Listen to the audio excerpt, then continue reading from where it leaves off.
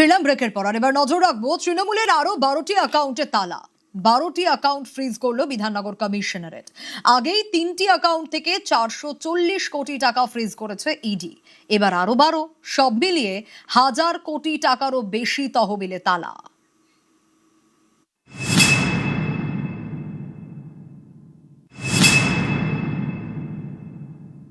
মমতা বন্দ্যোপাধ্যায় তৃণমূলের আরও bank account freeze করল বিধাননগর কমিশনারেট। ঋতব্রত বন্দ্যোপাধ্যায় শিবিরের তরফে মমতা বন্দ্যোপাধ্যায় তৃণমূলের ব্যাংক অ্যাকাউন্টের আর্থিক লেনদেন নিয়ে সন্দেহ প্রকাশ করে বিধাননগর কমিশনারেটে অভিযোগ জানানো হয়। তারই ভিত্তিতে তদন্ত চলছে এবং তদন্তের স্বার্থেই আরও 12টি অ্যাকাউন্ট ফ্রিজ করা হলো। যে ওদের 4টে 8টে 5টা অ্যাকাউন্টের বিষয় নেই, দলটাই হচ্ছে কালো টাকা দিয়ে তৈরি হয়েছিল। কালো টাকার উপরে দাঁড়িয়ে এরা সরকার চালাচ্ছিল, ফলে এই ধরনের অ্যাকাউন্টের ট্রানজাকশন ফ্রিজ হওয়াটা স্বাভাবিক। আর বাদ বাকিটা তো আইনের।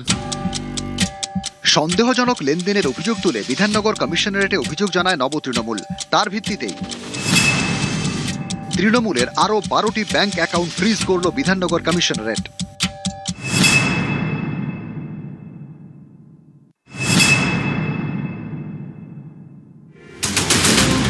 রাজ্য পুলিশ সূত্রে খবর, ব্যাংকগুলি থেকে লেনদেন সংক্রান্ত তথ্য চাওয়া হয়েছে।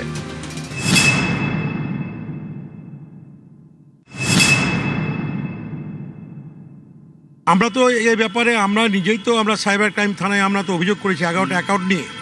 আমরা তো জানতে চেয়েছি টাকার উৎস কোথায়, টাকা কোথা থেকে এলো, টাকা কোথায় খরচ হচ্ছে, এই অভিযোগ তো আমরাই করেছি। তৃণমূল কংগ্রেসের অ্যাকাউন্ট নিয়ে গতকাল মহামান্য হাইকোর্ট যেটা তাঁদের যা বক্তব্য জানা গেছিল যে অ্যাকাউন্ট ফ্রিজ করার মতো কোনো প্রমাণ নেই। যারা অভিযোগ তুলছে তারা তো 2 মাস আগে ওই অ্যাকাউন্ট থেকে টাকা নিয়ে নির্বাচন করেছে। দ্বিচারিতার একটা সীমা থাকে। তারাও তো 2 মাস আগে তৃণমূলের ওই অ্যাকাউন্ট থেকে তাদের ব্যাংক অ্যাকাউন্টে 25 লক্ষ টাকা করে গেছে, কারণ তৃণমূল প্রার্থীদের দিয়েছে। ওই অ্যাকাউন্টের ওই টাকা আমি নিলাম, আমার ভোটে খরচ করলাম, আমি এমএলএ হয়ে গেলাম, আমি টাকা ফেরত দিলাম না, অথচ আমি এখন বলছি ওই টাকাটা খারাপ, ওই ব্যাংক অ্যাকাউন্ট বন্ধ করে দেওয়া হোক।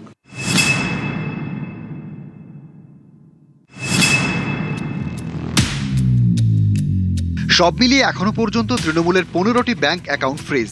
এর মধ্যে 3টি অ্যাকাউন্ট ফ্রিজ করেছে ইডি। বাকি 12টির ওপর নজর রাখছেন কেন্দ্রীয় এজেন্সির গোয়েন্দারা। যে ওদের 4টে 8টে 5টা অ্যাকাউন্টের বিষয় নেই, দলটাই হচ্ছে কালো টাকা দিয়ে তৈরি হয়েছিল।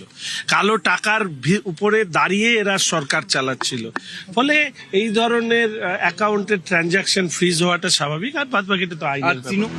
তহবিল পুরোপুরি হাতে চেয়ে শুক্রবার ফের হাইকোর্টে গিয়েছে মমতা তৃণমূল। আগামী সোমবার এই মামলার শুনানি। নিউজ 18 বাংলা।